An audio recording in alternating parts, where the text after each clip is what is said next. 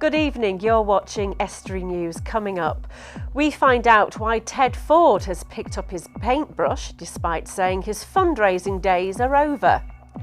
We have another canine looking for a home in Dog of the Week. And my guest tonight is Dr. Ian Kelly, Chief Executive of the Hull and Humber Chamber of Commerce, here to talk about the Northern Powerhouse.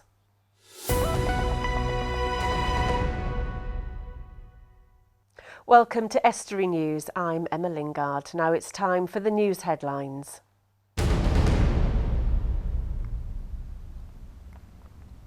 Humberside police are appealing for information after a man was assaulted on Brindley Street at the junction of Telford Street in Hull between 1:30 and 2 on Saturday morning.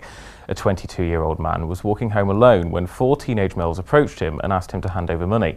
When he declined, he was punched in the face. The group left and nothing was stolen. While the victim suffered a swollen nose and lip, he did not need medical treatment. The suspects were white teenage males. The main one is described as 16 to 18 years old, 5 foot 10 inches tall with a skinny build. He had blonde hair gelled with spikes and was wearing a dark blue tracksuit top and bottoms. Anyone with information is asked to contact Humberside Police. The force are also looking for a next of kin after a man has passed away in Grimsby. John Walker, 66, of Hume Street, died at his home address and was found on the 11th of September. His death is not being treated as suspicious, but efforts to trace his next of kin have so far proved unsuccessful, and a public appeal is now being made. Anyone with information is asked to contact Her Majesty's Coroner's Office in Grimsby on 01472 324 005. It was jubilation all round as Grimsby, Cleethorpes and Immingham became the gold capital after sweeping the boards at East Midlands in Bloom last night. The 3 towns all picked up the top award and Coombriggs School received a gold for the best school category. Louth earned a silver gilt and Caister was awarded a gold too. A new campus has opened as part of the expansion of Cambridge Park Academy. The school, which teaches special needs, now has a dedicated Asperger's teaching section, which aims to train students in everyday life. Mark Eames is the principal of the academy. My experience of being a head teacher for a private company for 10 years prior to joining Cambridge Park was this is the group of learners who really don't fit into other provisions. So I would have lots of phone calls saying, my child is too able for the local special school, but can't cope in a mainstream school setting. They kind of fall between often, and I think this sort of provision is essential to ensure we can provide for these learners. That's all from me for now, and I'll be back with more news soon. Don't forget, you've got a story for us, then please email us on news@estuary.tv. Contact us on Grimsby 31553. You can contact us on Facebook or Twitter as well. Bye for now.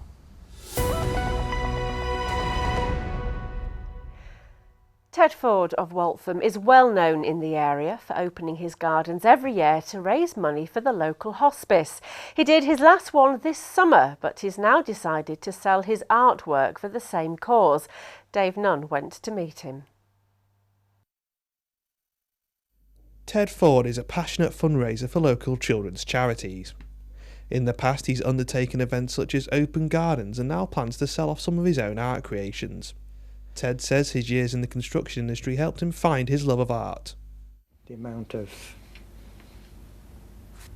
production that you do, and this is in a similar vein, I would imagine, and using your imagination.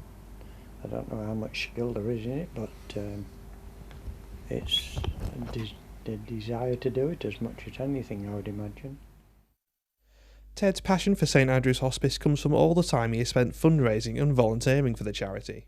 I worked for the charity of the hospice since way back in 1982, when through the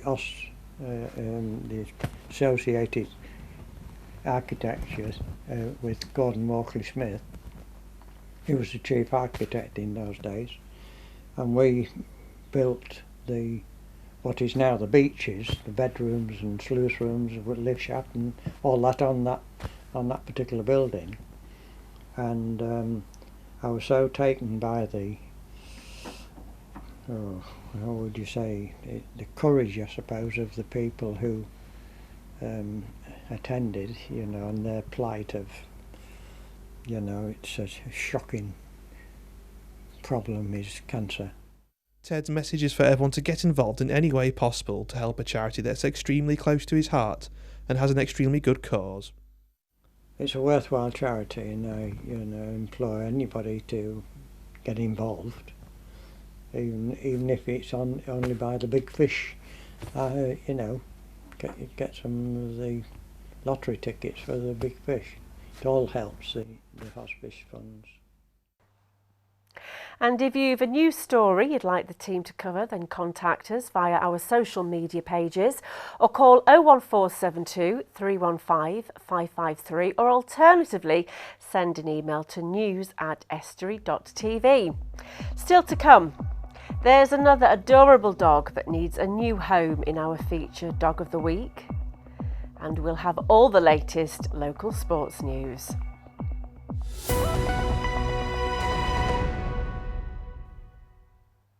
Now, the Northern Powerhouse is a phrase that keeps popping up. It's a proposal to boost economic growth in the north of England and aims to rebalance the economy away from London and the south. The Hull and Humber Chamber of Commerce have joined with 8 other chambers in the north of England in writing a submission to the Treasury, and tomorrow we'll see a debate take place at the University of Hull. Well, joining me to talk about what it means for the region is Dr. Ian Kelly, Chief Executive of the Hull and Humber Chamber. Welcome to the programme. I have to say, the Northern Powerhouse, when you hear that phrase, it sounds a very grand title, but is it workable? Well, if it's workable for the Chancellor, and he's the one that's brought it up again, and John Prescott used the Northern Way a few years ago, whatever they call it, it's an important trading corridor, and we're happy to support it. I know, reading through the facts and figures, it's amazing how much money the north of England actually pumps into the UK economy. What opportunities do you actually see for businesses within the Hull and Humber region? Well, we're a key gateway to that Northern Powerhouse. Liverpool at the other side of the Pennines, ourselves here, what we call the Hullapool line, play a vital part of that trading corridor, not least because we're the ones importing and exporting many of the products that we create, manufacture or service in the corridor. One of the things that I know in the document that I've seen that you're talking about, there are various, I suppose what they say, they're issues that you want to sort of like iron out. Transport links, for one. We all know the problems in the area with network links. I mean, I know Grimsby, Martin Vickers has been campaigning for a long time to get rail links from London to from here. What do you want to see happen then to sort of like effectively see more transport links operating smoothly, shall we say? Well, 2 quick things. First of all, I was with Jim O'Neill, the Treasury Secretary responsible in the government for this on Tuesday night, and it was fascinating listening to him point out how the Oyster card in London for transport had an enormous impact on growth of the London economy in his view. Okay. So, well, why not? Let's have an Oyster card which gets you from Grimsby or Hull through to Manchester Airport and on to Liverpool. You know, they're looking to set up a Northern Transport Board, and if it can get the connectivity right across the Hullapool area from Grimsby, Hull through to Liverpool and the rest of the Mersey, why not? Sounds an exciting prospect, doesn't it, to do that, to make that more efficient? Because like I said, that M62 corridor is an important network, isn't it? Well, the second thing is, because that would be the cheaper option to get us a sort of aperitif, as it were. Yeah. The more expensive bit that we as a chamber joined with Liverpool on last year was when I went before the Transport Select Committee of the House of Commons, as did Joe Anderson, the Mayor of Liverpool, to argue for this HS3, High Speed Rail 3 project, to be higher up the priority list. HS2 is a nice idea, but quite controversial. HS3 isn't controversial at all. We all want it, both sides of the Pennines, as part of the Northern Powerhouse, because transport is so important to getting the economic growth which will benefit us all with jobs. Yeah, and the other thing, talking about jobs, is the skills gap that probably needs addressing. You know, we've got an ageing population. as sort of like industry changes and that ageing population is looking to probably upskill, reskill, and then the younger generation, how do you want that addressing? What needs to be done to make sure that you've got an employable workforce? Well, there's a lot of good work going on at the moment in terms of apprenticeships and the like. But there is quite a strong emphasis on 16-year, 18-year-olds. That's very good, very important. But actually, in this day and age, older people quite often need to retrain maybe once, even twice in their career. So we'd like apprenticeships for older people as well, which in the regions and across the Northern Powerhouse, we can customise a little bit. So if you're moving out of, say, iron and steel in Scunthorpe, you can retrain through an apprenticeship into offshore renewables. Something like that is providing the flexibility and adaptability in skills to meet the new emerging needs of the economy. Okay, well, thank you for that. Stay where you are, because we're going to continue talking about this powerhouse debate after the break. It's time for an ad break, so stay with us. There's still to come. We'll continue to talk to Dr. Kelly about the Northern Powerhouse. We're still looking for a home for Dog of the Week, and we have all the latest local sport.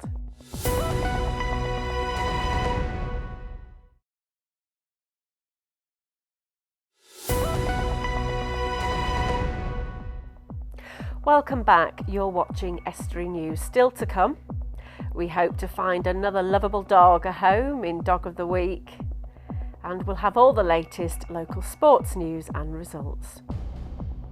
Now, still with me in the studio is Dr. Ian Kelly discussing the Northern Powerhouse. We were discussing there a few of the issues, I suppose, around transport and the skills gap that need addressing.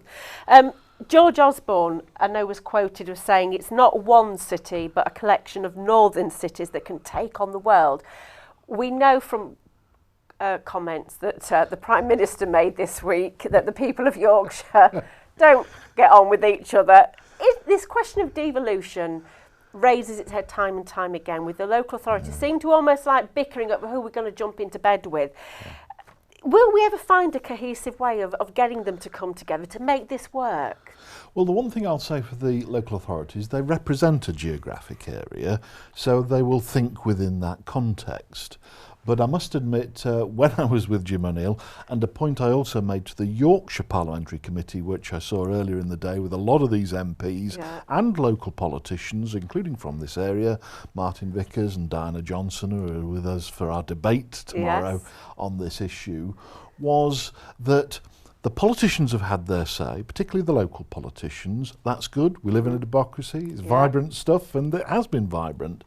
But please also listen to our views as the business community, because if devolution is to matter, it's about creating jobs and wealth and prosperity, and we're the ones that are being asked to do that in business. So our view and our economic perspective matters. What is the functional economic area?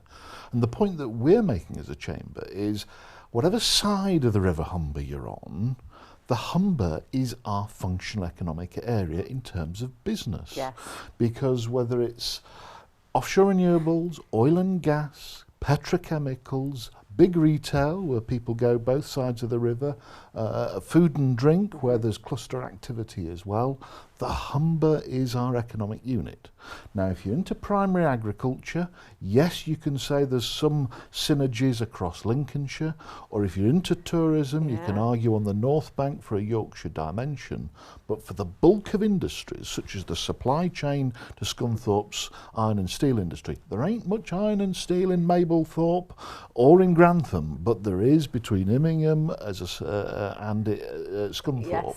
And so these natural economic units, which makes the Humber the fourth largest trading estuary in Europe, the largest in the UK, is one not to be forgotten and broken up easily, because you break that up, you lose jobs, you lose investment, you lose opportunities. And so whilst the politicians are entitled to say how it looks from their angle, quite right, if it's jobs, prosperity and growth you're after, we ought to have a say as well. And that's what we're simply saying to the Treasury and government now. Yes. Give business our say, Yeah. and don't forget our contribution to the key bit of the whole process, which is jobs. I mean, one thing, you've probably answered this just then, but I was going to say that there's a big thing between Grimsby and Hull, that sometimes Grimsby feels it's left out. And I was going to ask you that if Hull did join the Northern Powerhouse, depending on which bit they're going to go with, would Grimsby get left behind? But you've clearly said no, the Humber region is there collectively. We feel the Humber should not be unstitched. We're not saying we want Humberside. We in the business community don't want that. What we're saying, keep things exactly as they are with the councils, but the local enterprise partnership, the Humber Health Body and the police and crime and fire people could all be chaired by an elected mayor, which is what the government says they want, just as we have an elected police and crime commissioner. And together you carry on, people don't lose anything, but you have an elected politician who can front some of that to government and ensure the success, particularly around renewables we've had, isn't lost. Well, unfortunately we've got run out of time there, but just to remind people, that debate tomorrow is at the Elam Lecture Theatre, isn't it, the whole business school? You've mentioned some of the MPs you've got there, but it should be a very good debate, shouldn't it? Thank you very much for coming in. Now it's time for Dog of the Week. Can you give this canine a home?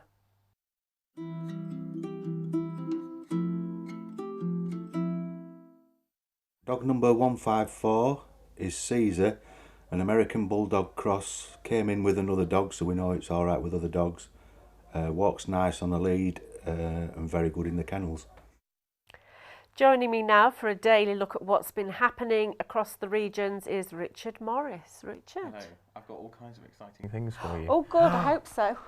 Okay, so plans to build 500 new council bungalows across Hull are facing the axe. Bungalows? Council social bungalows. Okay. Now, Councillor John Black has said that he's in a state of shock over this.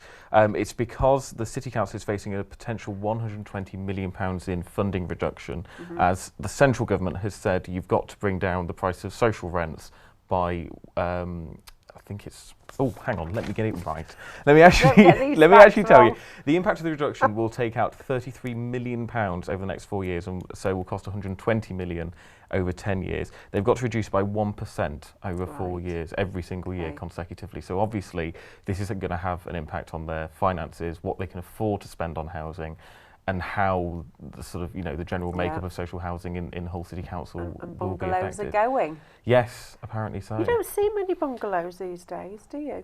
Just going off on a tangent here. Yeah, thanks. Well, they're easy for elderly people, aren't they? They are. But I hadn't really thought about that. You don't actually see that many bungalows being built, do you? There's a story there. We need to speak to a local housing association. Okay, why don't we build bungalows? Yeah. There's a £10 million facelift for Hull's High Street, apparently. This contract has been awarded to Ringway, which is a subsidiary of Eurovia, and they're very pleased with it. The development will actually start extremely soon, and it'll go through to the end of 2016. Obviously, this is going for Hull City of Culture 2017. They're thrilled with it. Is this the one to do with new street lights and things like that? I don't believe so, not from the images that I've got in front of me.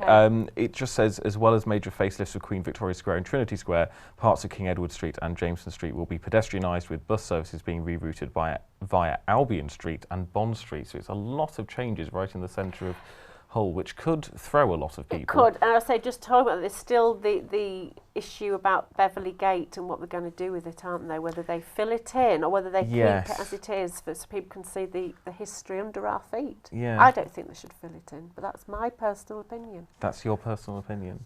There's probably a rambles in there. It probably is. There won't be. It gets covered up. There probably is. And there's a big bus day in Hull this Saturday. What have you got planned this Saturday? As in buses? As in buses, yes. I thought I'd misheard what have you got planned this Saturday? Between 10 I'm a.m. going to Lincoln on Saturday. I actually, well, between 10 a.m. and 4 p.m. there's actually genuinely, it sounds really interesting. There's a great chance for people in the area to see an exhibit, which they'd normally have to visit London for, and that's because they're bringing up lots of sort of World War I, World War II buses that were obviously used at the time.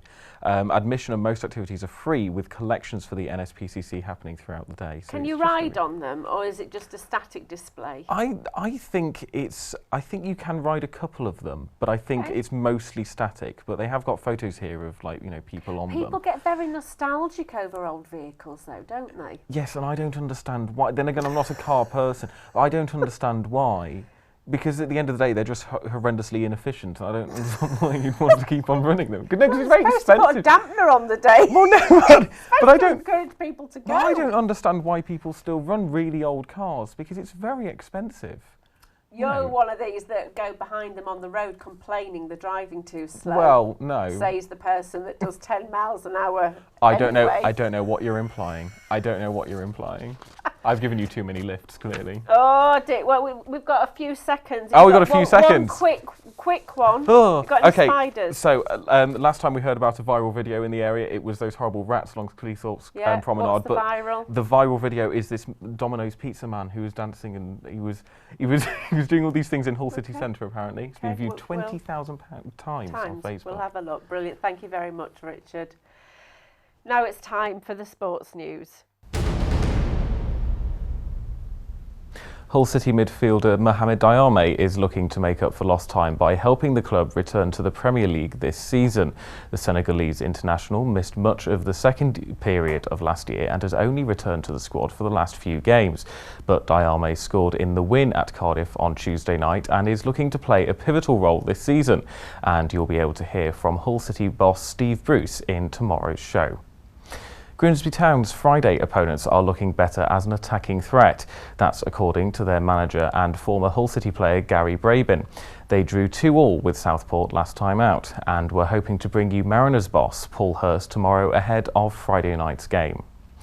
According to reports, Scunthorpe United still hope to move into their new stadium next summer.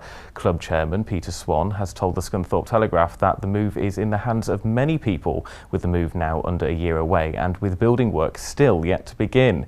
When complete, the Iron will have a 12,000-seater stadium as part of the Lincolnshire Lakes development. And finally, former Hull FC prop Gareth Carvell has announced his retirement from rugby league after a successful career. The 34-year-old was once a key player in the FC pack, which saw the Black and Whites to a famous 25-24 Challenge Cup final win in 2005. Awaiting surgery on a recent injury, Carvell has now decided that it is the right time to say goodbye. He's made almost 350 appearances across his career, and that's all for the sport. That's it for tonight. If you've a news story for us, visit our Facebook or Twitter pages or email news@estuary.tv or phone 01472 315 553. Good night.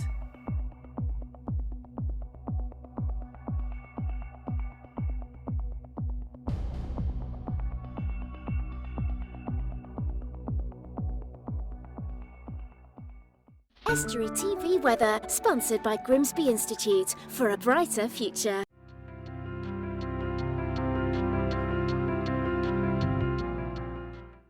Hello and welcome to Estuary TV's weather. On Friday it'll be dry with sunny spells. A few heavy showers are possible in places, especially during the morning, with light northeasterly breezes. Maximum temperature of 15 degrees. On Saturday it'll be dry with sunny spells again, with a possible early morning mist.